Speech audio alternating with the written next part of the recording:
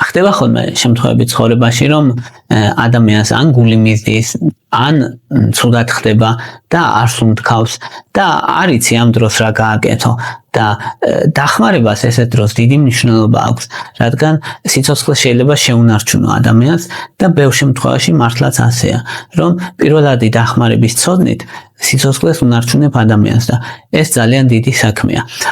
ამიტომ განვიხილავთ რა დროს როგორ მოვიქცეთ ორ მთავარ შემთხვევას, როცა ადამიანი გონებას კარგავს და როცა ადამიანი სუნთქვას წყვეტს, თან გონებას კარგავს და თან სუნთქვას წყვეტს. ამ ორ შემთხვევას რა გავაკეთოთ? პირველი ნაბიჯები ეგეთ დროს რა არის, რომ ადამიანი გადავარჩინოთ.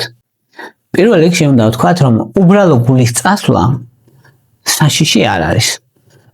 უბრალო გულის წასვლა სხვა არის და ადამიანი რომ უგონოდ გდია, ეგ სხვადასხვა რამეა. გულის წასვლას ან გულის შეწუხებას ან სინკოპეს ეძახიან ხოლმე, რომ თავის ტვინში უბრალოდ სისხლის მიმოქცევა ცოტა ხნით შემცირდება და თავის ტვინი ამას აღიქვას ძალიან მგრძნობიათ, ან 20%-ითაც რო შემცირდეს ერთბაშად თუ შემცირდება, უკვე ადამიანს შეიძლება გული წავიდეს. ან ძალიან პატარა ზღვარი აქვს ტვინს დაყენებული და ეგ არ არის პრობლემა. უმეტეს შემთხვევაში ეგ არანაირ პრობლემას არ ქმნის ადამიანისთვის და ადამიანი მალევე მოდის გონს, როგორც კი ჰორიზონტალურ მდგომარეობაში იქნება მაგ დროს. დაახლოებით 30 წამში მოდის გონს. აი უგონოდ მყოფი ადამიანი არის მეორენაირი ადამიანი, რომელიც შეიძლება ნახო რომ ქუჩაში გდია და ან არ სუნთქავს, ან სუნთქავს, მაგრამ რეაგირება არ აქვს, რა ელაპარაკებს რაღაც. ეს უბრალო გულის წასვლა არ არის. უბრალო გულის წასვლა არის, როცა ადამიანებს ემართებათ მაგალითად დახურულ სივრცეში ცხელოდა და გული შეუწუხდა და გული წავიდა ეკლესიაში, რიგში, ან უბრალოდ ცხელი დღე იყო და მაგ დროს დაემართა, ან უცებ წამოდგა და მაგ დროს დაემართა. ეს ჩვეულებრივი ამბავია. ამას ქვია ვაზოვაგალური რეფლექსი, რომლის დროსაც ვაგუსი ცდომილი ნერვი აქტიურდება და ეგ გულისცემის სიხშირეს ერთბაშად აგდებს, წნევას აგდებს და ადამიანს მიდის გული. ეგ საშიში არ არის. ანუ ესეთი გულის წასვლა ძირითადად გამაფრთხილებელი ნიშნებით არის. ანუ ადამიანი გრძნობს და თავს ცუდად გრძნობს რა თავს, ან სუსტად გრძნობს და შეიძლება ზოგი ამბობს, რომ ეხა გული წამევა. ზოგჯერ არის ხოლმე სისხლს რო ხედავენ, არ ამის რო შეეშინდება და ან სუდან ბავშვს რო გაიგებენ, ან დიდი სტრესის დროს ნების ქალებში ძალიან ხშირია მოკლედ და როგორც წესი ეგ არაფერი საშიში არ არის ხოლმე ორგანიზმისთვის. ჩვეულებრივ როგორც კი ჰორიზონტალურ მდგომარეობაში იქნება ადამიანი, გონს მოვა. რას ვაკეთებ, როცა ადამიანს აი ესეთ მდგომარეობაში გული მიდის, აი გული შეუწუხდა და წაიქცა მაგალითად. ჩვეულებრივ სწორ ზედაპირზე უნდა დავაწვინოთ და ფეხები ოდნავ ზევით ავაწევინოთ. სულ ესაა. არაფერი წამალი მაგ დროს არ ჭირდება. დაახლოებით 30 წამში მოვა გონს და დაგელაპარაკება. ეგრევე არ უნდა წამოახტუნო. ზოგმა რო იციან რომ აი რო ხედავს რომ ადამიანს გული მიდის და არა უნდა დაგიჭირო და უნდათ რომ ისეთ პოზიციაში დაიჭირო რომ ფეხზე ამდგარი იყოს გულწასული ადამიანი, ეგ არ არის სწორი. აუცილებლად უნდა დააწვინო ადამიანი, ანუ შეეყრდნო ისე რომ არ წაიქცეს და თავი არ დაარტყას, ეგ სწორია, მაგრამ დააწვინო. ანუ როცა ხედავ რომ ადამიანს გული მიდის, უნდა დააწვინო აუცილებლად. არ უნდა უთხრა რომ წამოდგეს, წამოხდეს. სანამ სრულად არ მოვა გონზე, წყალი არ უნდა შესთავაზო, არც საჭმელი, იმიტომ რომ შეიძლება დაიხრწოს ეგეთ დროს ადამიანი. ამიტომ უნდა დააცადო რომ უბრალოდ მოვიდეს გონს. რომ მოვა გონს, შემდეგ იწვეს 10 წუთი დაახლოებით. ნუ თუ დაწოლის საშუალება არა, დაჭდეს მაგალითად. უცებ წამოდგომა არ არის რეკომენდირებული. ჯერ დამიზარ პოზიციაში უნდა იყოს რაღაც რაოდენობით და მერე უნდა წამოდგეს. თუ მაგალითად ადგა ადამიანი და ისევ თაბურს ხვევა დაეწყო, ჯობია რომ წამოწვეს, იმიტომ რომ შეიძლება გულის წასვლამ გაუმეოროს და ეს რო არ მოხდეს, ჯობია რომ ცოტახანი ადამიანი იყოს წამოწვეულ მდგომარეობაში და დაისვენოს. ყველაზე კარგი გამოსავალი ეს არის. როგორც წესი ეს არ არის საშიში და ჩაივლის ჩვეულებრივ არაფერი განსაკუთრებული არ ჭირდება. გული რომ წავიდეს ერთ წუთში გონზე მოდის ადამიანი ამ დროს და არაფერი არ მოვა, უმეტესად არიან ხოლმე ჯანმრთელი ადამიანები ჩვეულებრივ ესეთები. ახლა ვთქვათ, როცა ადამიანი არის უგონოდ. აი ეს არის უკვე მეორე მდგომარეობა, ანუ ეს ჩვეულებრივი გულის წასვლა არა. უკვე მდგომარეობა შეიძლება იყოს ადამიანი გონება დაკარგოს სხვადასხვა მიზეზებით. მაგალითად, გულმა დაარტყას, ან არითმები დაემართოს და გული გაუჩერდეს. და ხედავ რომ ადამიანი გდია ძირს, შეიძლება სუნთქავდეს, შეიძლება არ სუნთქავდეს, შეიძლება ხროტინებდეს, ანუ ცუდად სუნთქავდეს, შეიძლება არარეგულარულად სუნთქავდეს, შეიძლება ძალიან ნელა სუნთქავდეს, შეიძლება საერთოდ არ სუნთქავდეს. ანუ ყველანაირი ვარიაცია შესაძლებელია, როცა ადამიანი ძირს გდია და უგონო მდგომარეობაშია. შეიძლება კრუნჩხვები ქონდეს. ანუ სხვა ისინი გამდინარე რა მიზეზია, ანუ შეიძლება ადამიანმა უბრალოდ გულმა დაარტყა და გული გაუჩერდა, შეიძლება ინსულტმა დაარტყა და უგონო მდგომარეობაშია, ინსულტამდე, ინსულტის დროს ზოგჯერ ნახევარი სხეულის სისუსტეს გრძნობენ, ან ვერ ლაპარაკობენ რაღაც დრო და მერე გონებას კარგავენ, ან ინსულტის დროს რაღაც გამაფრთხილებელი ნიშნები შეიძლება იყოს. შეიძლება ეპილეფსია აქვს ადამიანს და გულყრები დაემართა და კრუნჩხვები დაემართა თავიდან და გრძნობს, რომ ანუ სხეული მოძრაობს რაღაცნაირად არაკონტროლირებადად, კრუნჩხვა აქვს და მერე მიდის გონებას, მერე კარგავს. ნებისმიერი რამე შესაძლებელია მოხდეს, მოკლედ ამ სხვა მიზეზებით და ამ დროს შეიძლება არც იცოდე მიზეზი რა არის. შეიძლება წამალი დალია რამე, ან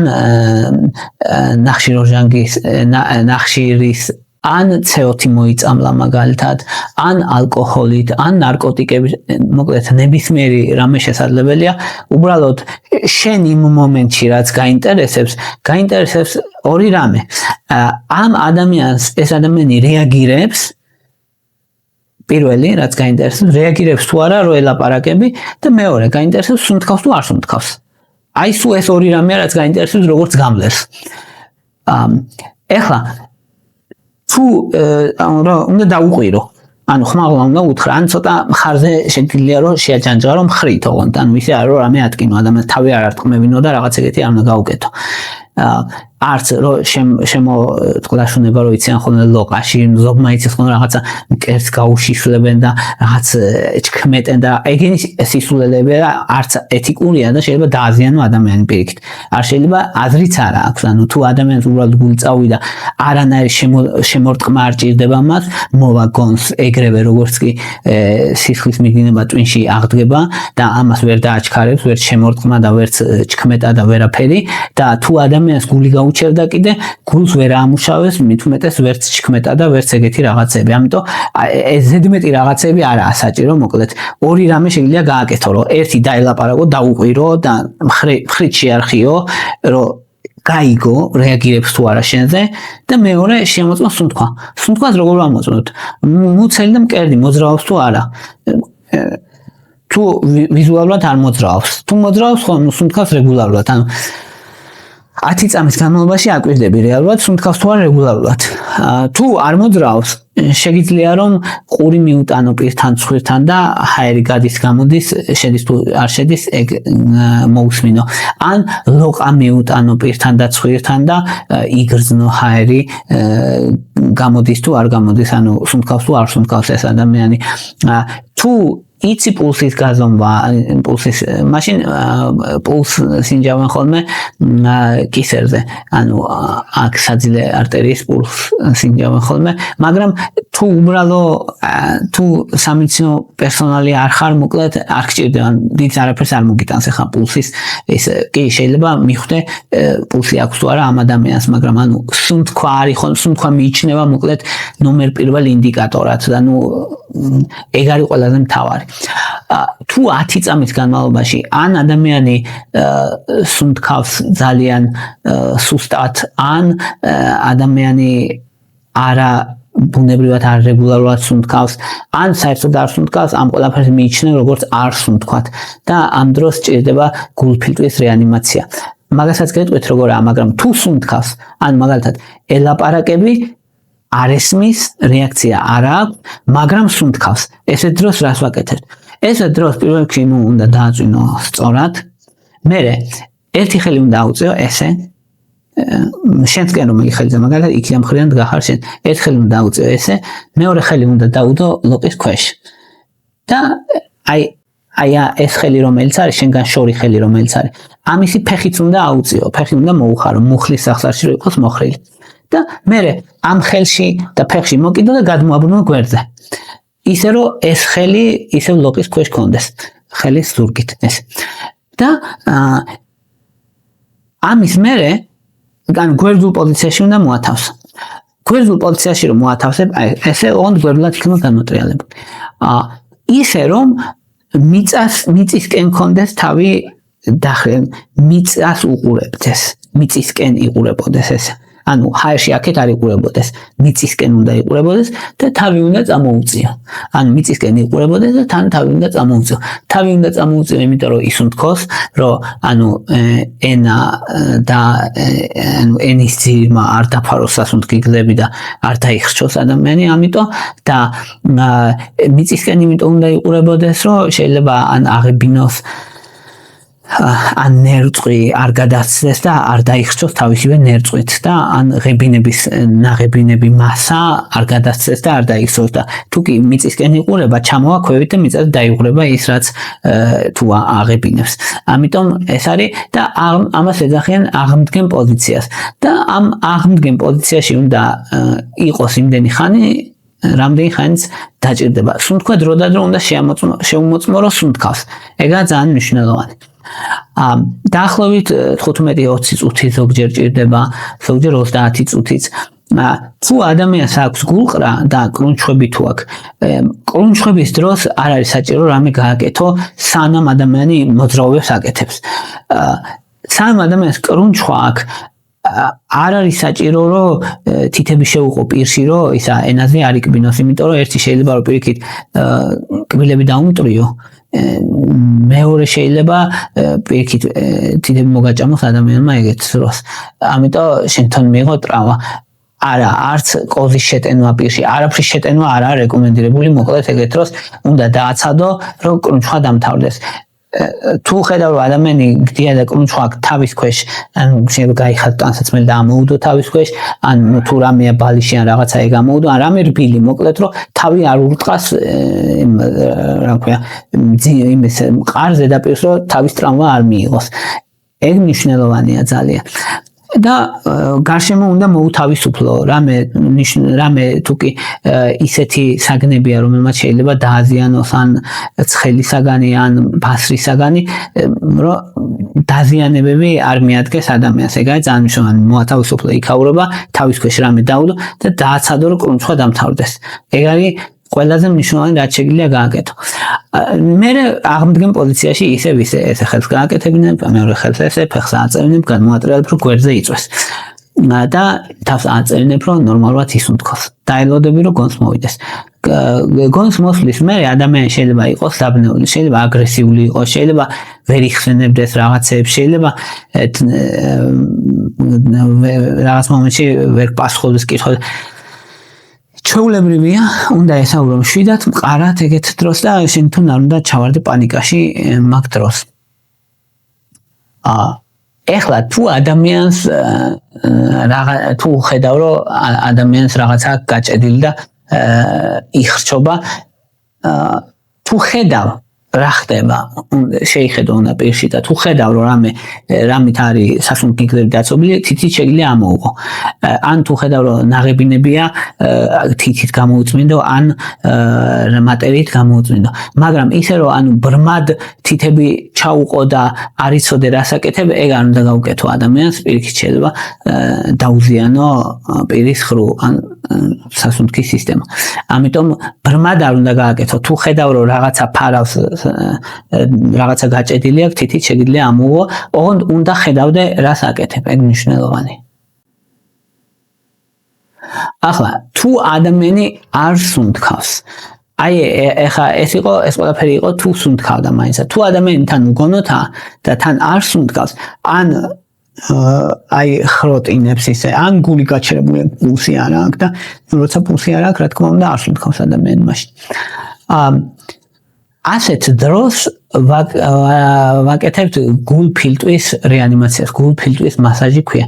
როგორია და უნდა დააწვინოს სწორ ზედაპირზე ხელის გული უნდა დაადო მკერდის ძვლის ბოლო ნაწილისკენ, აი აქ ქვედა ნახევრისკენ მკერდის ძვალი იწყება აქედან აქამდეა და ქვედა ნახევარზე უნდა დააჭირო ძლიერად, ისე რომ შენი ხელი გასწორებული იყოს და მეორე ხელით უნდა ჩაკეტო ესე, ანუ ორი ხელი უნდა დაადო ესე მკერდის ძვალზე შუაში და უნდა დააჭირო და ძლიერად უნდა დააჭირო ისე რომ 100 დაჭერა გამოვიდეს წუთის განმავლობაში 100-დან 120-მდე გამოვიდეს.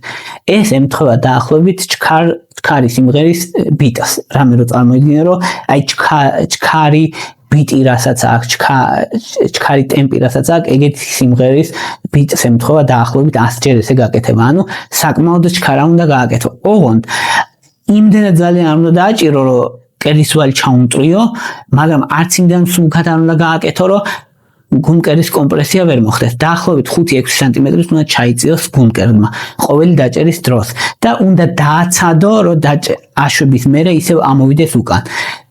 დააჭირო, ჩავიდეს 5-6 წამი დააცადო, 5-6 სანტიმეტრი უნდა ჩავიდეს, მერე ისევ უნდა ამოვიდეს უკან. საკმაოდ მალე უნდა გააკეთო ეს ყველაფერი. ხო, საკმაოდ დიდ ფიზიკური დატვირთვას მოითხოვს, რა თქმა უნდა, ეს და ადვილი არ არის მისი გაკეთება ეგეთ ტემპში. ხა, 1 წუთი ყველა გააკეთებს მაგას, მაგრამ ამის კეთება საჭიროა იქამდე, ამ დახმარება არ მოვა. ანუ ეს შეიძლება ადამიანს უკეთო 20 წუთი, 3 სასწრაფო არ მოვა. იმიტომ რომ ან 3 სუნთქვას არ დაიწყებს, ან 3 სუნთქვას არ დაიწყებს, უნდა უკეთო, სანამ სასწრაფო არ მოვა, ან დეფიბრილატორი თუ არ გექნება. და ამიტომ უნდა ეს გულფილტვის მასაჟი უნდა აკეთო. და ძალიან მძიმეა ფიზიკურად ამის კეთება, ესე მაგალითად 20 წუთის განმავლობაში ფიზიკურად მოუზადებელი ადამიანისთვის ძალიან ძნელია. ამიტომ უნდა შეენაცვლონ ადამიანები, თუკი ერთი ვერ ახერხებს ამას. რა თქმა უნდა, სხვისი გულფილტვის მასაჟის კეთებისას თვითონ ადამიანმა ინფარქტი არ უნდა დაიმართოს და ეგეთ დროზე არ უნდა თუ ან გულის პრობლემები აქვს თვითონ ან რაღაცა, მაგრამ შეუძლია შეენაცვლონ ეგეთ დროს ადამიანებს. თუ მოუმზადებელია ადამიანი ხა ხელოვნური სუნთქვის ჩატარება არ არის აუცილებელი, უბრალოდ ეს 100-120 კომპრესია წუთის განმავლობაში საკმარისია. თუ ხელოვნურ სუნთქვას ფრის საჭიროთ, მაშინ ყოველ 30 კომპრესიის მერე თავი უნდა აუწიო, ნიკაპი უნდა აუწიო, ცხვირზე უნდა მოუჭირო და შენი პირით მისი პირი უნდა დაფარო და ორჯერ ჩაბერო, გააგრძელო 30 კომპრესია, ორჯერ ჩაბერო, გააგრძელო 30 კომპრესია. ეს ეკეთება ხელოვნური სუნთქვა. ხო, რა თქმა უნდა, ღრმა სუნთქვა უნდა აიღო და ისე უნდა ჩაბერო, რომ იგრძნო მისი გულმკერდი როგორ გაიბერება. იმიტომ რომ ჰაერი უნდა ჩავიდეს. ეგეც ძალიან მნიშვნელოვანია. ხო, რაღაც დროის მერე ან რაღაცა ხდება, მოკლედ, ან დახმარება მოვა, ან სუნთქვას დაიწყებს ეს ადამიანი, ხო, ზოგი შემთხვევაში შეიძლება უბრალოდ გარდაცვლილი იყოს ადამიანი და მაგ ყველაფერს აზრი არ ქონდეს, ეგეც შესაძლებელია. რა უნდა გვახსოვდეს, როცა ადამიანი უგონოთ არის. ერთი არის, რომ გარშემო აუცილებლად უსაფრთხოება უნდა იყოს დაცული. ანუ შენ რო ადამიანს დასახმარებლად მიდიხარ, შენ თვითონ დასახმარებელი არ უნდა გახდე. ან უნდა ნახო, რომ ან დენი ხო არ არის, დენმა ხო არ დაარტყა ამ ადამიანს, ან ხანძარი ხო არ არის, ან მანქანი ხო არ დაგეჯახება რაღაც. ანუ სცენის უსაფრთხოება ძალიან მნიშვნელოვანია, რომ ანუ შენ თვითონ დასახმარებელი არ გახდე. მით უმეტეს თუ იქ არავინ არ არის და შენ და ის ადამიანი ხარ მარტო მით უმეტეს. მნიშვნელოვანია ასევე, რომ დახმარება ითხოვო ჩქარა, დაუყირო გამლელებს დაგეხმაროთ. კონკრეტული ბრძანებები უნდა გასცე. ბრძანებას არ გულისხმობ, რომ ვიღაც რაღაცა უბრძან, რომ თხოვ რაღაცას. ზოგადად კი არა, აი დარეკეთ იმაში კი არ უნდა თქვა, მაგალითად დარეკეთ სასწრაფოში არა. უნდა თხოვო ადამიანს, რომ მიდი დარეკე სასწრაფოში და კონკრეტული რაღაცები უნდა თქვა. კონკრეტულ ადამიანს უნდა უთხრა. თორე მაღალი შანსია, რომ უბრალოდ როცა ამბობ, რომ დარეკეთ, არავინ არსად არ დარეკოს. და როცა ადამიანს თხოვ კონკრეტულად, რომ შენ ეს გააკეთე, მეტი შანსია, რომ რაღაცა გააკეთოს და დაგეხმაროს. ხო, რაც შეიძლება მალე და ყოველთვის უნდა იყოს იმის რომ დარეკო, თუ ადამიანს მიძღებს გულის შეტევა, ახან თუ ცხელ ოთახში დიდხანს იდგა ადამიანი, რომელსაც არ უჭამია დილით და გული წავიდა და ახალგაზრდა ჯანმრთელი ადამიანია, ეგ უბრალოდ გულის წასვლა რა თქმა უნდა, მაგრამ თუ 60 წლის ადამიანს, რომელსაც გულის პრობლემები აქვს, გულმა დაარტყა, რა თქმა უნდა, სასწრაფოში დარეკვა აუცილებელია ეგეთ დროს. ასევე როცა არ იცი რა ხდება, როცა დიაბეტი აქვს ადამიანს და ასე, ან თუ ტრამვის შედეგია აუცილებელია ასე.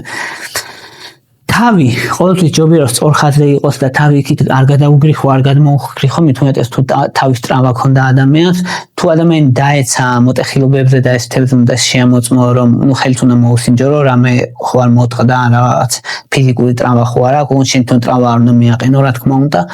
როცა გულყრა აქ ადამიანს ეპილეფსია ან რამე არ უნდა ეცადო რომ დაუჭირო ხელი ან ფეხი, იმიტომ რომ მოტეხო ან ამოუგდო, შესაბამისად ფრთხილად მოქმედება საჭირო, მაგ დროს წყლის შესხმა და რაღაც ეგეთებიც არ არის სწორი, არ აქვს აზრი, არ აქვს ეფექტი და არ აქვს აზრი და სამ გონს ნორმალურად არ მოვა ადამიანი, საჭმელი და წყალი არ უნდა შესთავაზო, იმიტომ რომ შეიძლება დაახშო. ან თუ კი ადამიანი არის არ სუნთქავს, ან ვერ სუნთქავს, ან სუნთქვა უჭირს და წყალს ჩაასხავ და უგონოთ არის, შეიძლება იმ წყლით დაახშო ადამიანი, ამიტომ არ შეიძლება ეგეთი რაღაცები უნდა დაანებო თავი ეგეთ დროს. ჯობია უსაფრთხო პოზიციაში მოათავსო, თუ სუნთქავს, თუ არ სუნთქავს, გულფილტვის მასაჟი გაუკეთო. აი ეს იყო რისი თქმა წმინდა და მადლობა რომ მისმენთ, ვისაც მოგწონთ ჩემი ვიდეოები და გინდათ დონაციის გაკეთება, ამისთვის აღწერაში მიდევს ანგარიშის ნომრები. ასევე პატრონის ლინკი მიდევს, ვისაც დონაციას პლუს ჩემთან ინდივიდუალური გასაუბრება, ინდივიდუალური კითხვები აქვს და ვისაც უბრალოდ უნდა რომ არხს მხარი დაუჭიროთ, შეგიძლიათ დაალაიქოთ, გააშეაროთ, ან უბრალოდ დააკომენტაროთ, ეგეც დიდი დახმარება არხის განვითარებისთვის. მადლობა რომ მისმენთ, მადლობა რომ გაინტერესებთ.